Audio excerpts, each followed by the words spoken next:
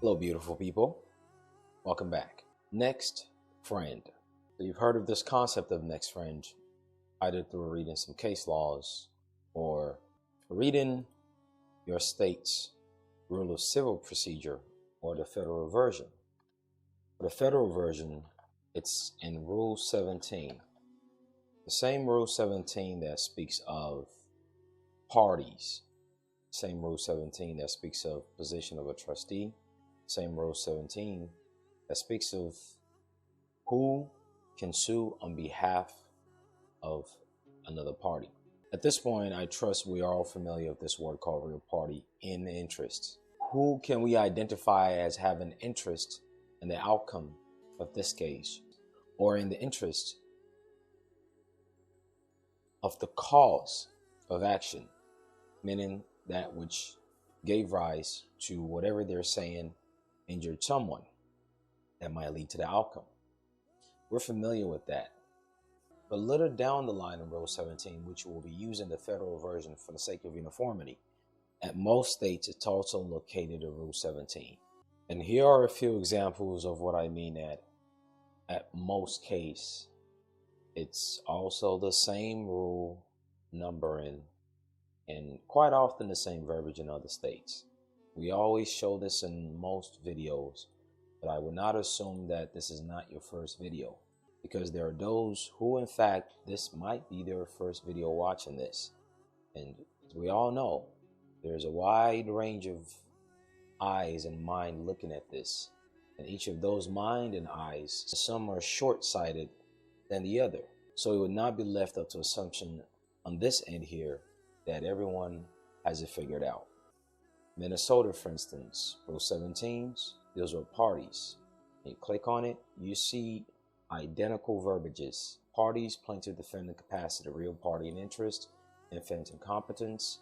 Likewise, when you look at Rule 17 on the federal level, party, defendant, capacity, public officers, real party interest, capacity to sue, minor or incompetent person. In this case, to replace the word infant used in Minnesota, they replaced it with the word minor. Same exists in Washington. Rule 17 also, the civil procedure. Parties, plaintiff or defendant capacities. Plaintiff, defendant capacity. Just like in Minnesota, parties, plaintiff, defendant capacity. Same thing. Real party and interest. Real party and interest. Real party and interest. So on and so forth. At Delaware, the rules of civil procedure. Rule 17, which is issued by their superior court over there. We see it. We see the same thing. Parties, plaintiff and defendant capacity, real party and interest. So and so, infant or incompetent person. Arkansas, Rule 17, civil procedure, real party and interest. So and so, infant, incompetent person. Similar verbiages. That is to say, despite we constantly looking at the federal level in these videos, do not, under any circumstance, assume that the limitation of this is just on the federal level, because exact principles are in the state level. What we're interested in here is not A, which speaks of real party in interest, which makes a very huge difference in the concept of next friend that we're speaking of here. We're going to look at B, capacity to sue or be sued. Who can sue? Who cannot sue? Whether or not you have an interest, meaning by the time everything is over, are you the one who the checks are going to be written to? Are you going to be the one, or is your entity going to be the one mentioned in the judgment? No, because you don't have an interest in the outcome, but you still have the capacity to speak on behalf, aka to sue, or for someone to point at you relating to the subject matter, or aka or to be sued. That's what capacity compared to interest is. Of course, it can go deeper than that, but that's just shaving the tip of the iceberg. So let's not deviate. B, capacity to sue or be sued. Capacity to sue or be sued is determined as follows. So you read a lot of case laws that will use this word capacity, standing capacity. Well, what do they mean by that? One, for an individual who is not acting in representative capacity by the law of the individual's domicile, meaning, can you represent a party or not? And does any type of public law restricts you? Does any type of trust law or contract law restricts you? For instance, people going into probate, you have the capacity to speak that, hey, this property belonged to my mother, I am the heir, so I can say this and say that. Because, well, either trust is involved or not, or whatever the state interest is at that point before they look for who they can possibly distribute the properties to. But then again, probate is just one example.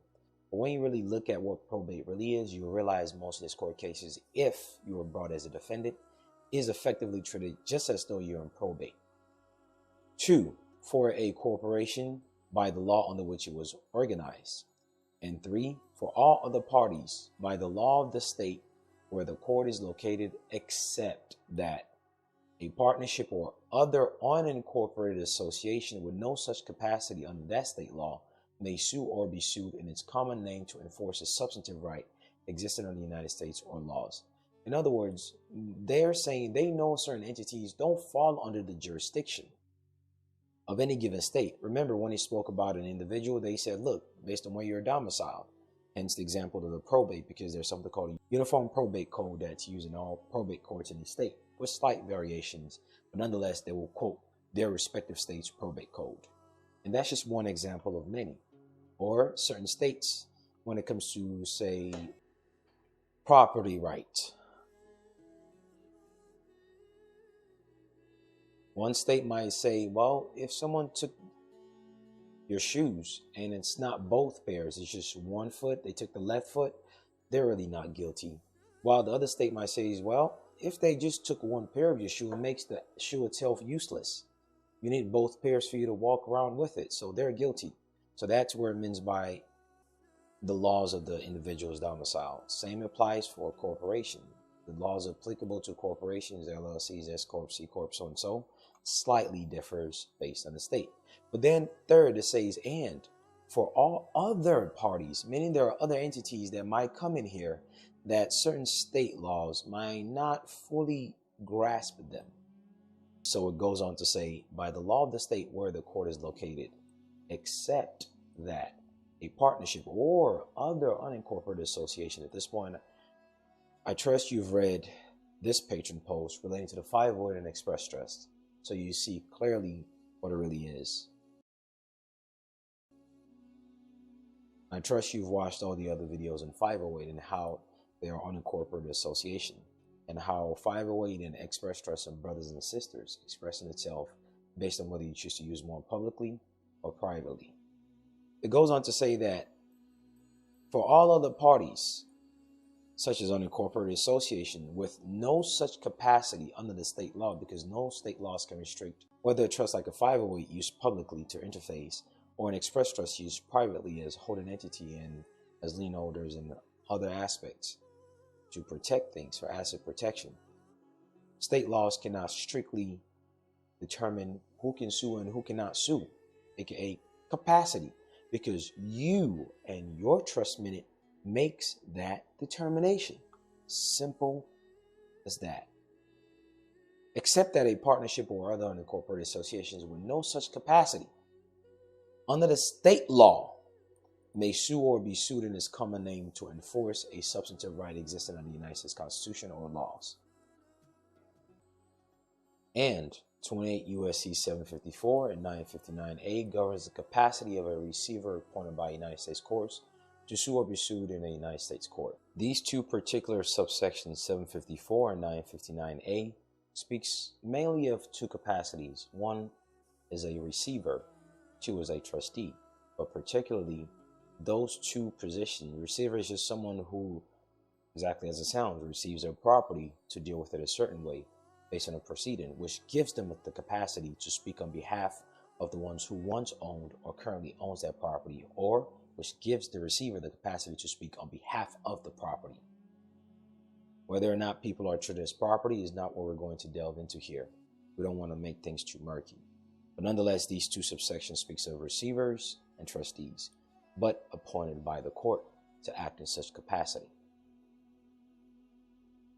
So, exceptions of capacity here. One is that only your trust can determine capacities and no state law can.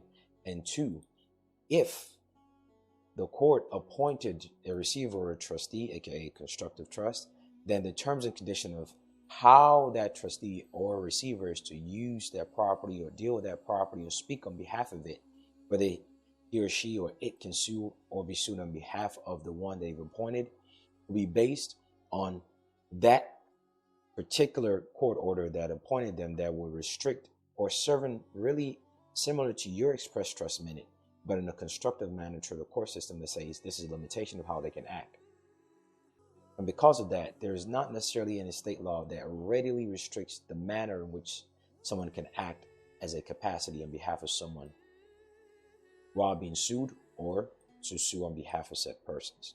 Those are the two restrictions, because they have their own independent stipulations, because they're based on trust, either express trust here in A or constructive trust here in B. Outside of these two, then state laws basically say, hey, here are the capacities that you can sue. Now that we got that covered, let's move on. C, minor or incompetent persons. We're getting closer to the next friend here. With a representative, meaning someone else is speaking on their behalf. The following representatives may sue or defend on behalf of a minor or an incompetent person: a general guardian, a committee, an observer, or a like fiduciary. Fiduciary is whenever monetary liabilities are involved. 2, without a representative. That's very important. Without a representative. A minor, and they're already telling you, here are the people that others can act in their capacity to sue or be sued. If you're not intending to act as a guardian, if you're not intending to act as a committee, aka a board of trustee, if you're not intending to act as a conservator, aka just another fancy word for trustee, or if you're not intending to act as someone like a proxy or a fiduciary dealing with contractual monetary matters, if you're not intending to play any of these roles, restricted usually through some type of appointing document or designating document, then someone who is a minor or incompetent, who does not have a duly appointed representatives, as we just mentioned a few seconds ago, may sue by a next friend or a guardian ad litem. This other part, guardian ad litem, is what they do with people in child support cases or whenever they appoint you a public defender. Now, with the public defender portion, if the public defender has the goodness of you in the heart, then the position of guardian ad litem might not be too bad. But if you're not too sure, you will get screwed. Similarly applicable with child support. But we're not looking at that now. Another video about 2 years ago was done regarding this. What we're looking at is next friend. It just gave you priorities as to what qualifies a next friend. First is it has to be on behalf of a minor or an incompetent person. And for someone to be a minor or an incompetent person, you have to be able to show how or why. Meaning there has to be a formal document that shows that the man or woman is incompetent or a minor. If it is a guardian ad litem, it goes on to say the court must appoint a guardian ad litem, like we mentioned, a public defender, or issue another appropriate order to protect a minor or incompetent person who is unrepresented in an action. Remember, it tells you a minor or incompetent person who does not have a duly appointed representative may sue by next friend or by guardian ad litem. But then it elaborates strictly on guardian ad litem and just kept silent about next friend. So we see here that the rules of civil procedure does acknowledge this thing called next friend. And someone can have the capacity to sue or be sued on behalf of someone who is incompetent or a minor under the capacity of a next friend. But it doesn't really go into the details. And throughout the entire Federal Rule of Civil Procedure, even if you go to the ones written in the 1900s or the one in the mid-2000s, this word next friend is only used once and once only throughout the entire Federal Rules of Civil Procedures on the state or federal level. That's how vague they just left that term. Go link it to your own state civil procedures or this federal one and just do a Control F and type in next friend. It would only come up once, and we've just read it. So now let's elaborate further on the details of the capacity of next friend. We've provided an introduction on where you could easily find it, and it succinctly acknowledges it based on the steps that they take. Now, granted, these procedures are really in some ways discretionary to some extent. And that discretion of civil procedure is more applicable when the matter was just mentioned and not explained. They usually acknowledge civil procedures when the explanation is given in great details. But when it's just left vague like next friend, they make it a very discretionary thing. So let's look at the details so that it doesn't become discretionary if it applies to you. What we're first going to look at is a New Jersey case from 2011. In the United States District Court for District of New Jersey, October 17, 2011, Bay versus Stump. Civil case number 11-5684, parenthesis RBK, parenthesis, 2011, 10-17, October 17, 2011. Let's get straight to the portion where it speaks of next friend. Under the quote, next friend doctrine, stand-in is allowed to a third person,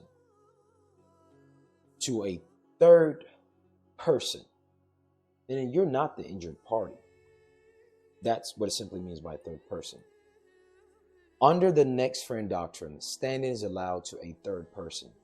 So this third person could file and pursue a claim in court on behalf of someone who is unable to do so on his or her own. This is the clarification on where Rule 17 here tells you that a minor or an incompetent person is the one this applies to, so much that it begins first few words with a minor or incompetent person. So that's the first criteria of next friend. It has to be on behalf of someone who cannot do it at all, aka someone incompetent or a minor. If you go into the UCC, which we read when it comes to signatures and how to nullify a signature, that we went over on YouTube when it comes to promissory note and rent signatures, you will see that we went over the ways that you can nullify a contract. One of them is based on a minor and incompetence. And anything you sign and you begin to involve other parties in is a contract one way or another. That suit, aka a complaint, is a contract. And if someone who's a minor or incompetent person cannot enter into a contract, that means it validates a third party to come in that position and sue on their behalf, aka enter that contract called a suit on their behalf.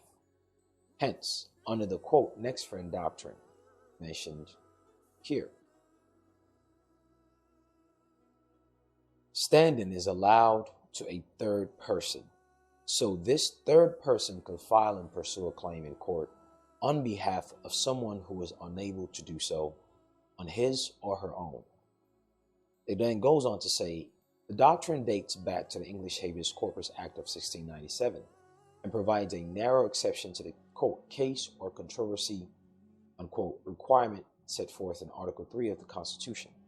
Let's reverse a little bit before we go into Article 3. It speaks of habeas corpus. Habeas corpus is basically a constitutional challenge, but strictly for someone who has been detained.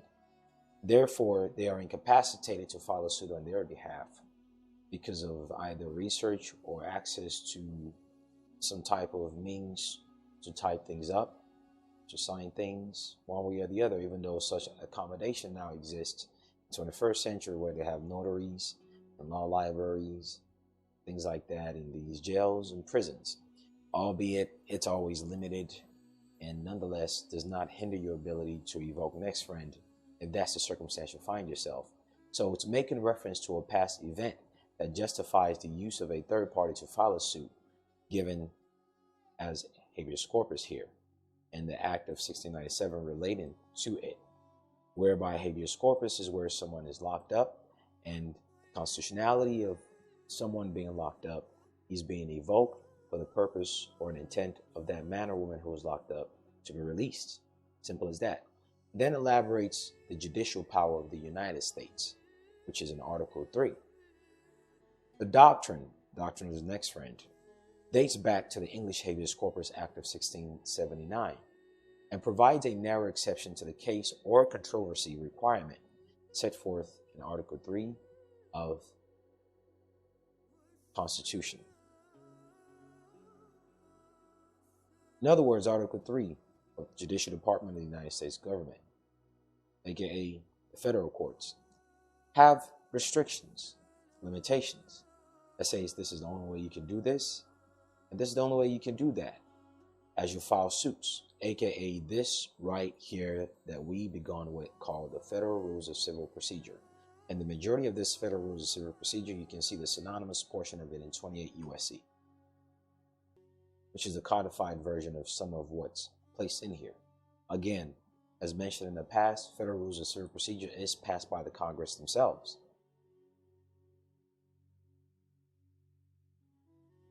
It shows you right here. For each year, where it's updated, certain things amended and added, it shows you the number of Congress and the session. Again, the doctrine of next friend dates back to the English Habeas Corpus Act of 1679 and provides a narrow exception to the case or controversy requirements set forth in Article 3 of the Constitution. In other words, next friend is the exception to the restrictions in Article 3 of the Constitution, to which the civil procedure is an extension of. So, since I mentioned Article 3 of the Constitution here, let's go straight to it. What exactly regarding Article 3 of the Constitution is it really referring to?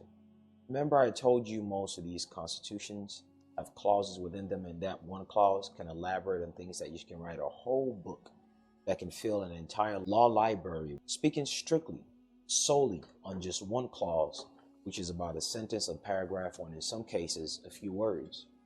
Constitution.congress.gov. It's a governmental agency that creates articles that explains portions of the Constitution so that students and professionals alike and the public at large can make well-informed decisions about the invisible strings called the law that governs, or at least is supposed to govern, the life.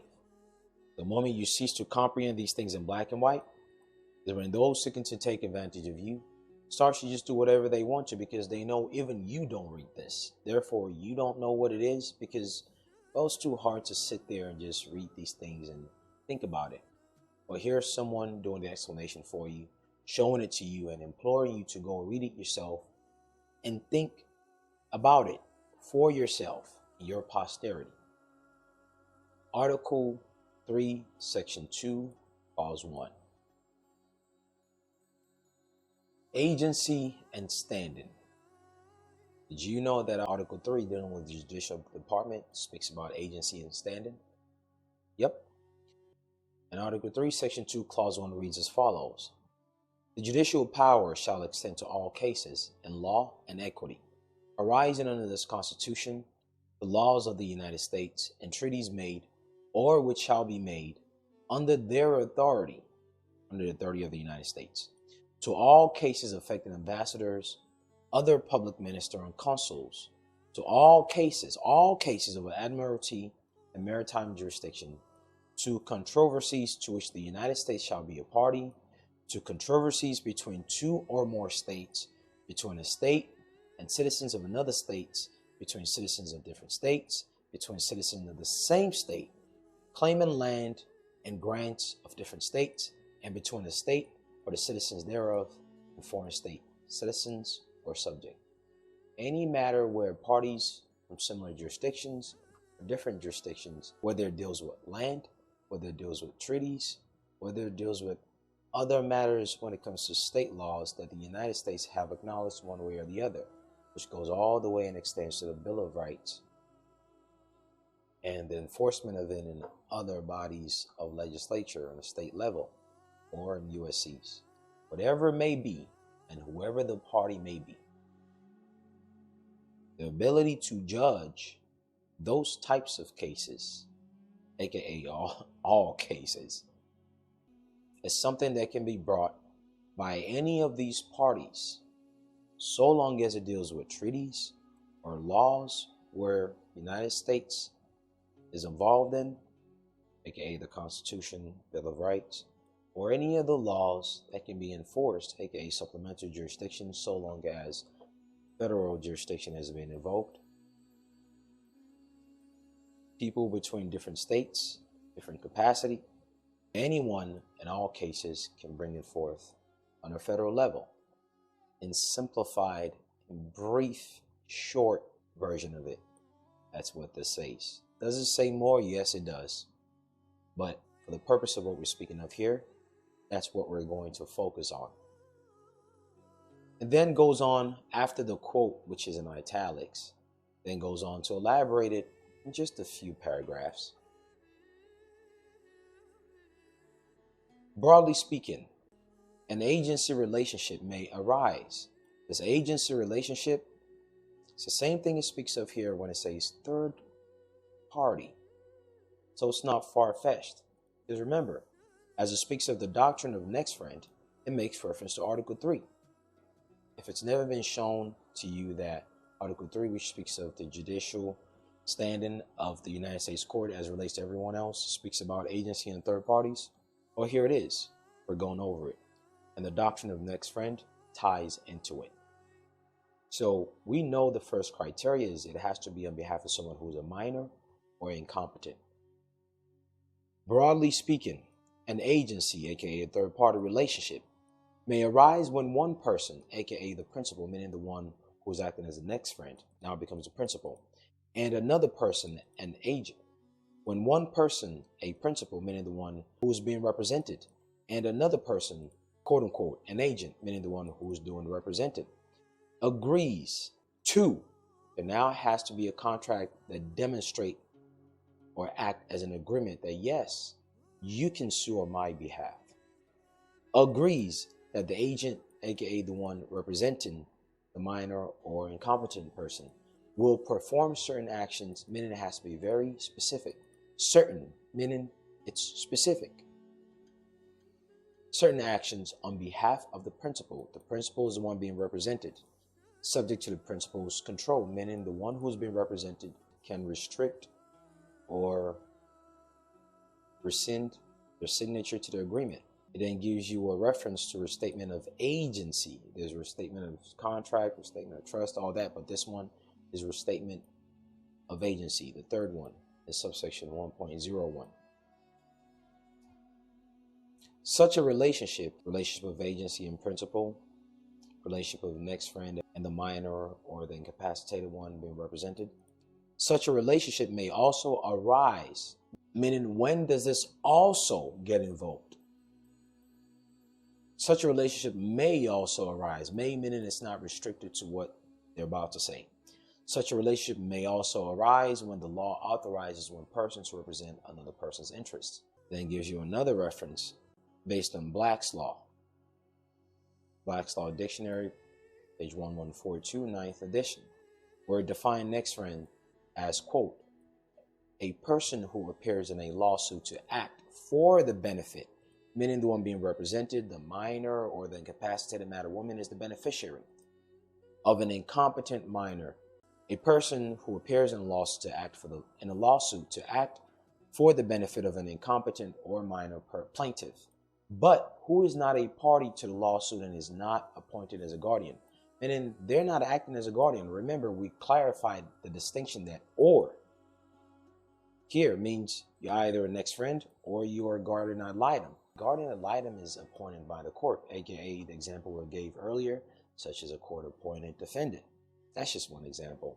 But nonetheless, the emphasis on the difference between a next friend and a guardian ad litem is emphasized here based on the reference of the Black's Law, page 1142, 9th edition.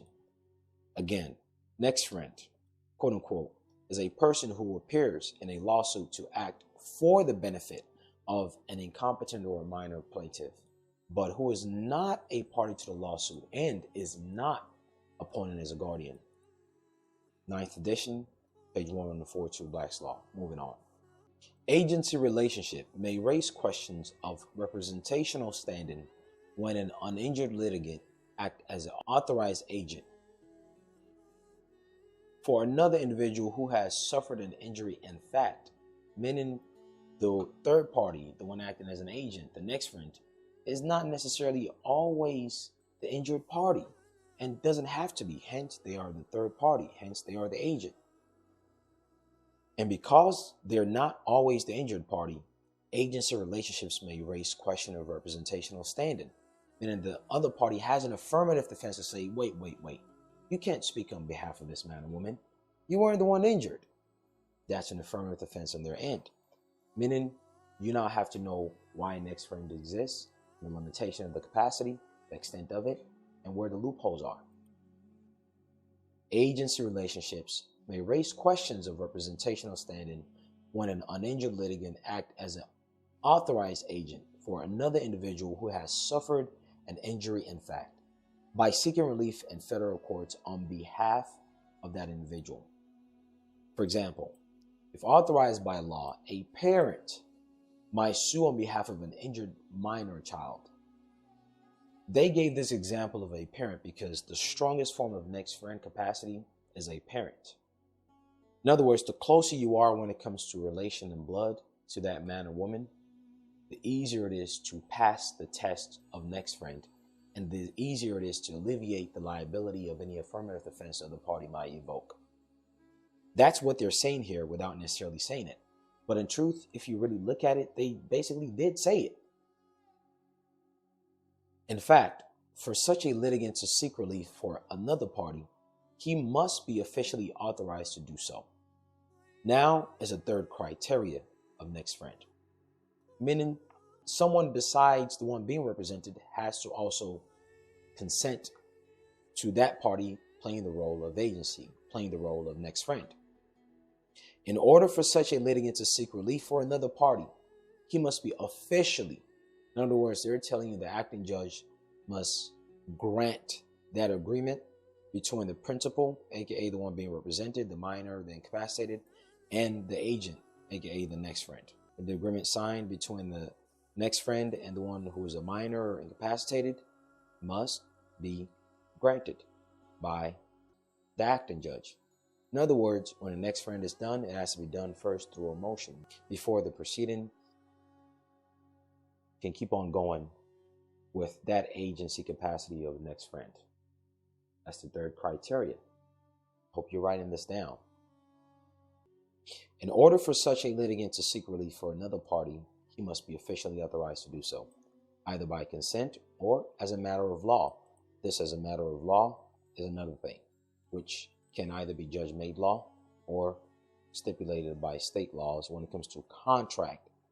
But that contract has to be specific to representation, and it varies by state. Either way, there still has to be an official authorization. This official authorization, when it comes to Article 3, which we're speaking of, is referring to the judicial department, aka the acting judge. That's who they're referring to when they say officially authorized, in case it's not clear. That's the stuff that's in between the lines that's said and is assumed that you know. Again, in order for such a litigant, aka the agent, aka the next friend, to seek relief for another party being the incapacitated, a minor, man, or woman, he must be officially authorized. This officially authorized to do so is the acting judge. Either by consent of the acting judge to say, yeah, you can do it, or as a matter of law. This matter of law is this Federal Rules of Civil Procedure, which does not clarify much, or judge-made law, which is where it came from by reference of the Article 3 within the res judicata, or state laws specific to contract of representation, which vary widely per jurisdiction. And that, aka judge-made law or res judicata, we'll come back to it, because that's what led us here to Article 3, because Article 3 deals with judicial department, aka the location and venue to which next friend is evoked. So it all connects and links. It goes on to say, and the advocate's relationship with the third party must exhibit some of the, quote, most basic features of an agency relationship. In other words, as mentioned a little bit earlier, the relationship must, it's a necessity. In order for you to act as a next friend, you must have the most basic feature of an agency relationship, such as the right to control the agent's action. In other words, there must be a contract. Then gives you a reference to the importance and necessity of a contract. Hollingsworth versus Perry, 2013. Rejecting the argument that uninjured participants in a defined benefit plan, an injured participant, meaning the third party, the agent, the next friend, could sue as the plan's representatives because, unlike, quote, guardian, receivers, and executors, meaning constructive trust, the plaintiff had not been, quote, legally or contractually appointed to represent the plan. In other words, someone was trying to represent another party without a contract that shows it. Therefore, they were rejected in the capacity to do so.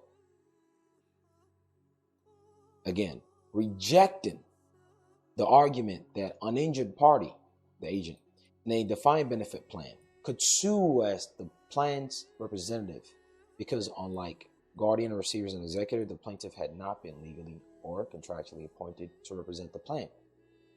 They were rejected because they didn't have a contract, yet they were trying to play the role of a next friend one way or another. Goes on to say within the second paragraph, one form of, quote, agency standing is the common law concept of, quote, next friend standing.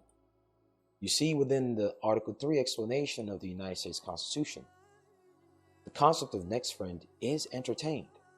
Although when you initially read Article 3, you don't really see anything regarding next friend. But if you don't know that these clauses actually explain it, this is what I mean when I say, when you read this Constitution, you see one clause right here. This clause is but a summary. The sentence, this paragraph, this entire section, it's just a summary. And each of the summary, even when you look at the Bill of Rights, each of the summary within the Bill of Rights has such a broad explanation that you can speak about it and explain it all day. Many examples and many explanations have been made when it comes to the First Amendment. Before this semicolon, about 6 or 7 rights were shown, whether one realizes it or not, such as the right of association, which is the most silent one in the First Amendment, even though it doesn't blatantly say so. Because by virtue of this first few clauses is where it says, or prohibiting the free exercise thereof. This is the right of association right here. And even then, the right of association has so many entailed in it, such as the next friend. Because the right of association is not just limited to religion. The right of association is based on contractual ability. When they want to put public defender on people, that's a violation of right of association. But most people don't blatantly see the right of association, what it means or what it's applicable to, outside of whether it applies strictly to religion or not. This Article 3 of the United States Constitution speaks of next friend. And the reason why it speaks of next friend is because it speaks about citizens to sue in one place or the other, and they're consuls. A consul is someone who represents or speaks or provides advice for someone else. A minister, aka public minister, is synonymous with what people call public defendants in today's world. Someone which is a third party who speaks on behalf of man or woman. When you start to look at public minister and consuls, the issue of next friend or someone representing other parties starts to come into the equation. That is the reason why Article 3 speaks of next friend doctrine so much that the governmental agency website that gives the detail of what the Constitution entails to the public at large, professionals, students, or anyone else, goes into the doctrine of next friend under Article 3. That's the beauty of legalese. One form of agency standing is the common law concept of next friend standing, quote unquote, which involves an uninjured third party pursuing legal claims for the benefit of an injured party who cannot appear in court on his own behalf. Again, it goes and gives you a reference.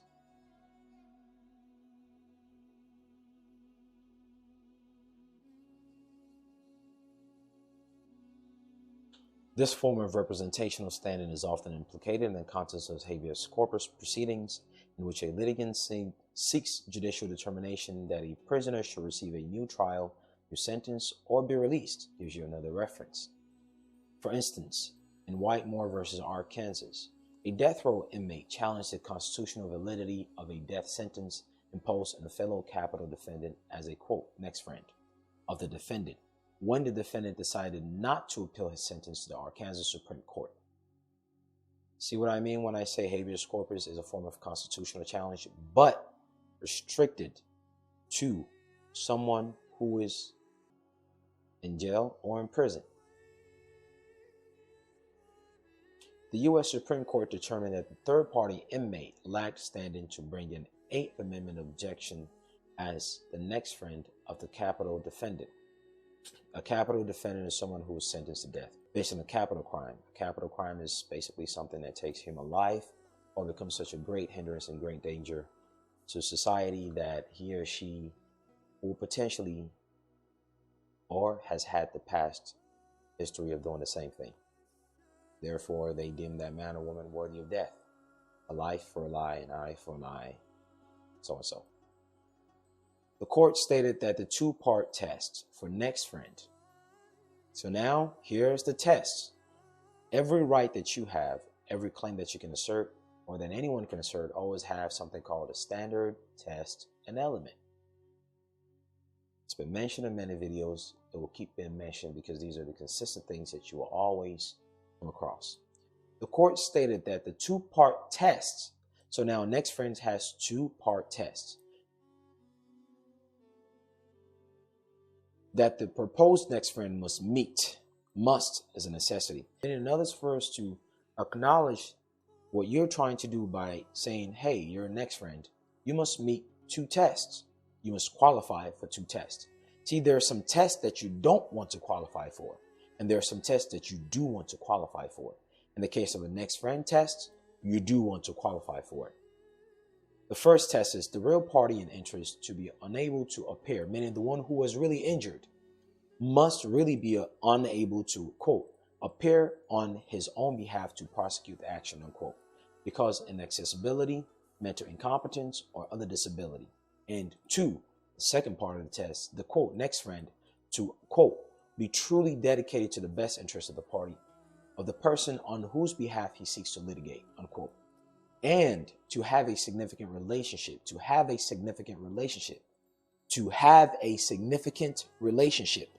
with the real party in interest so that the next friend's claim are not generalized grievance, meaning this guy in jail looked at another guy in jail who gave up on life and pitted him and said, you know what, I'll sue on your behalf of next friend. But the court said, no, not really. That's not enough of your relationship. The relationship has to be significant enough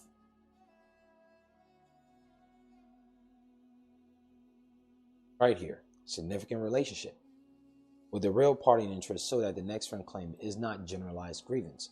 Grievance means I pity this man or woman, so I'm just speaking on behalf of him.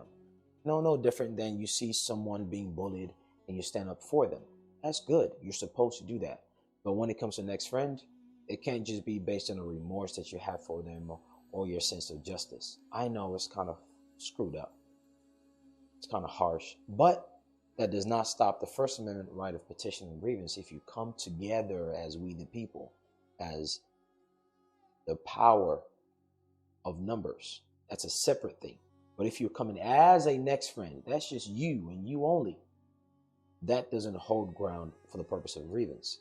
Your relationship has to be close enough, like a wife, like a husband, like a father, like a mother, even if it does not have to do with probate matters, even if it does not have to do with habeas corpus, so long as the man or woman is incapacitated to show up or speak up one way or the other. That's one. Two is your relationship with them must be more than just, I want to speak up for you because I know something, or I want to speak up for you because I feel bad for you. This is the reason why when many people say, hey, do you provide this service to speak for people? I tell them, no, I don't. Think they go, well, next friend this. Okay, yeah, sure. Do you know what next friend is? Do you know the test to it? Do you know the elements involved? Are you incompetent? Are you a minor? Right. These are things you should put into consideration. And even if the latter is true, then the first few elements still requires a significant relationship beyond just a generalized grievance of, I know something, I'm going to speak on your behalf. What's going on is bad, I'm going to speak on your behalf. This is why I always say competence is something you can never run away from. This is why I always say stay away from intellectual masturbation. Deal with the function of things. And when you do it, that still doesn't mean you won't be kicked and slapped. It doesn't mean everything is going to be rainbows and unicorn. You're going to have to keep going in it. You're going to have to keep moving forward. Anything that's worth having, you would work for it. And no one is going to speak on your behalf if it's truly worth it. If it's your freedom and it's that serious, if it's your life and it's that serious, you better learn to speak for yourself. And this is also why I always say, teach people who are close to you. Many people who speak of this black and white stuff make it seem like it's their personal property, that other people are stealing their teachings. Look, if you really care about people, you would throw all that trash to the side, but in fact, encourage people to teach others. At some point, you'll be gone. At some point, no matter what you know, no matter how smart you are, you can only assist people to a certain extent. Now you must tell people that, look, during your early stages of learning this, or no matter how competent you think you are, be certain to show and enlighten others around you. Because when it comes time for them to speak up on your behalf, even if you are not in a bad circumstance, but you just so find that you need them to do so for you, and they want to play a role like this, their relationship has to be significant enough. So teach people very close to you. And don't restrict others from exposing these basic truths, because it's evenly applicable to everyone, even the one intellectually masturbating, even the ones who are angry and broke, looking for someone to bark at, even those who are just using it as a means to run away from reality. Still teach them. Still show them. Information is everyone's birthright. Whether or not they choose to put it to use is up to them. At least they can't say is you're not showing it to them. You've done your part. Just keep on moving. Leave it be. Don't try to compel anyone. Just show it to them. Leave it be. Don't turn into an intellectual masturbation with them. But show it to them. Because you never know. And Whitmore, the proposed quote, next friend unquote, failed to satisfy the first prong, meaning the other party is incapacitated either through mental competency or an ability to basically access the court system, and therefore lack standing to sue. So if you fail the first test, which is that man or woman able to do this for you to come as their agent? If that first test, that first prong is failed, they won't even look at what your relationship is to them. And therefore lack standing to sue because he had not demonstrated that the real party in interest, aka the capital defendant, aka the one being represented, aka the real one who was injured, was unable to litigate the case due to disability after the defendant had voluntarily waived his right to appeal his sentence.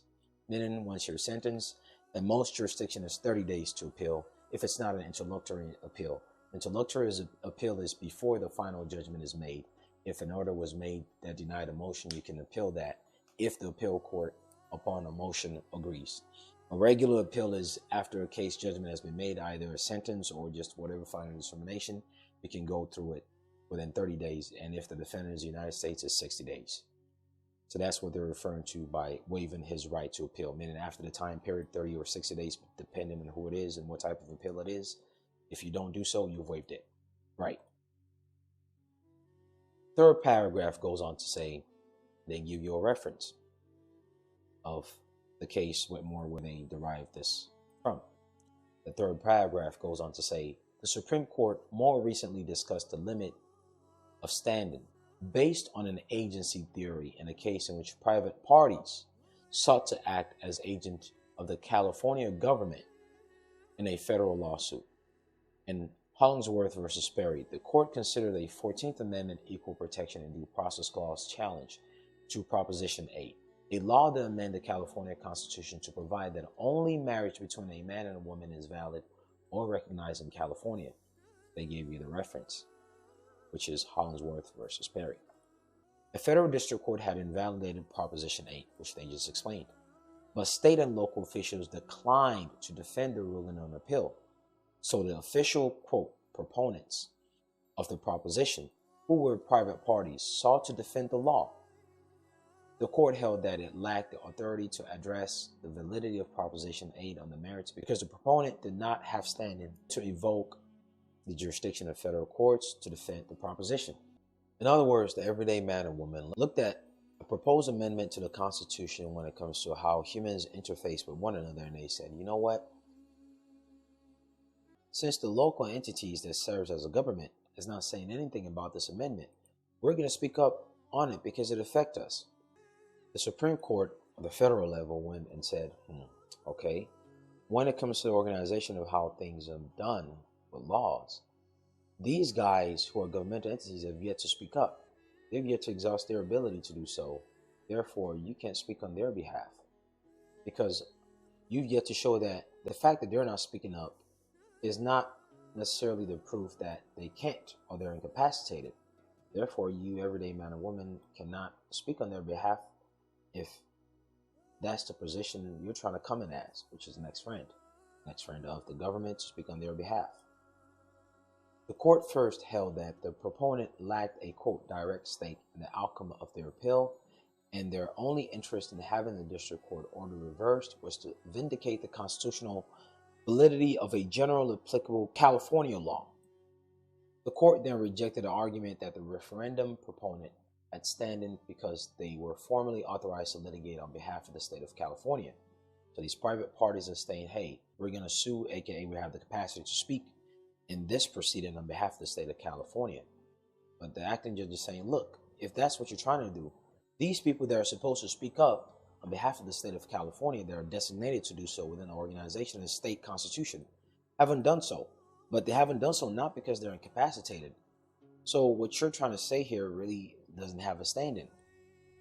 In rejecting what the court viewed as, quote, generalized grievance, the court emphasized that the proponent had no official role in enforcing California law distinguishable from the general interest of every citizen of California. Meaning you're trying to play the representative role that's readily designated by the state constitution. Just because these people are not speaking up doesn't make you have the right to do so. You don't have a contract with them, and, well, it's not that they're incapacitated to do so. The last paragraph goes on to say, similarly, in Virginia House of Delegates versus Bethune-Hill, discussed below, the Supreme Court concluded that one chamber of the Virginia legislature lacked standing to represent, now this is not the matter of private party intending to represent alleged public entities. This is now some body politics within other body politics. The Supreme Court concluded that one chamber of the Virginia legislature lacked standing to represent the Commonwealth interest in appeal of a federal district court order requiring the withdrawing of a 2011 legislative redistricting map for two reasons. One, Virginia law designated the Virginia Attorney General as the Commonwealth exclusive representative in litigation. And two, the chamber claimed earlier in the litigation that it was vindicating its own interests as opposed to those of Virginia. Well, if you're not representing someone and speaking on their interest as a third party, aka an agent, then, well, you can't do so. You're speaking on your own interest. Same applies with these people. You're strictly speaking for your own interest.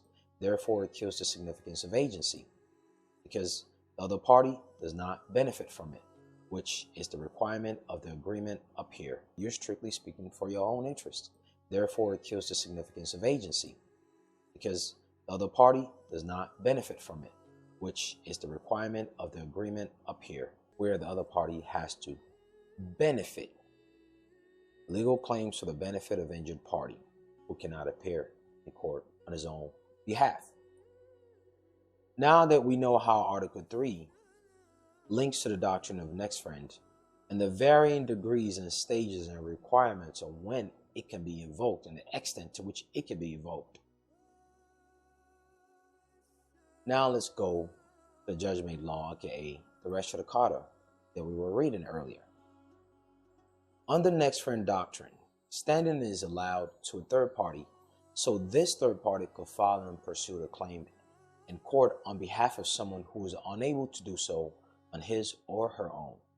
The doctrine dates back to English Habeas Corpus Act of 1679 and provides a narrow exception to the case or controversy requirement set forth in Article 3 of the Constitution. That narrow exception is what we've just read. Which are the tests, which are the restrictions, which are the when, which are the who, which are the requirements we've just read. Then mentions similar res judicata that you are well familiar with here. The Whitmore Court set out two requirements that should be met by the one seeking to qualify for next friend. In other words, anyone that say they want to act as a next friend, you must truly be dedicated to the best interests of the person on whose behalf you seek to litigate. And it has been suggested that a next friend must have some significant relationship with the real party in interest. Then it cannot just be a general grievance. You must be very, very close to that man or woman, preferably blood ties or marital ties, aka consort, aka some form of consortium. And two, the next friend must provide an adequate explanation and such inaccessibility, mental incompetence, and other disability, why the real party in interest, meaning the one who is injured, cannot appear on his own behalf to prosecute the case. In summary, those are the basic requirements. And on top of that, there has to be an agreement, as we've read on the governmental agency's website explaining what Article 3 is.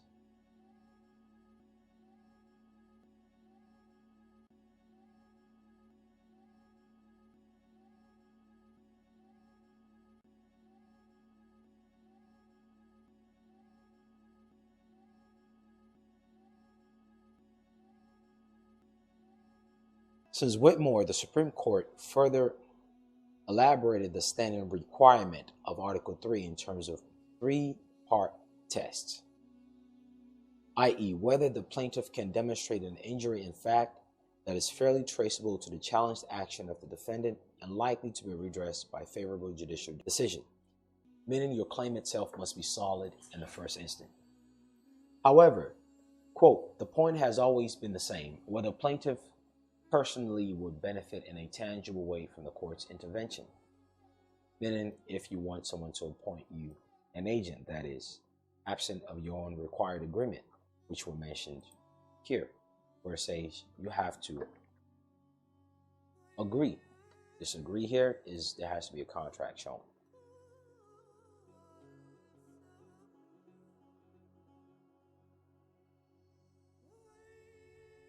And then it mentions some common sense stuff, such as the absence of any right to substantive recovery means that the respondent cannot benefit from the judgment they seek and thus lack Article 3 standing. Summary. Here are the requirements of next friend. 1. That man or woman must truly be able to show why they are incapacitated to speak on their behalf, either because they're minor or for whatever reason. 2. There must be an agreement between the one being represented and the one doing the representation, because there's an agency going on.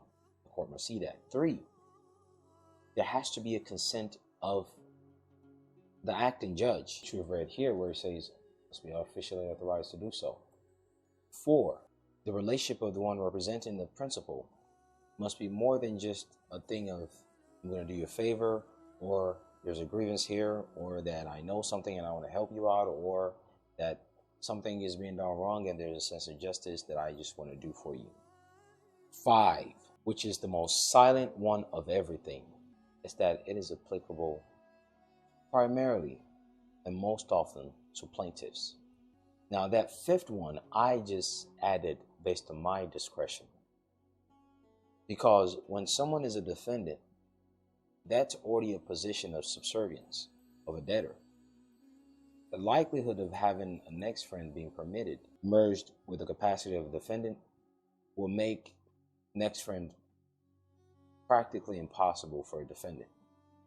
Only a plaintiff can really invoke this easily, assuming the first 4 scrutinies were met.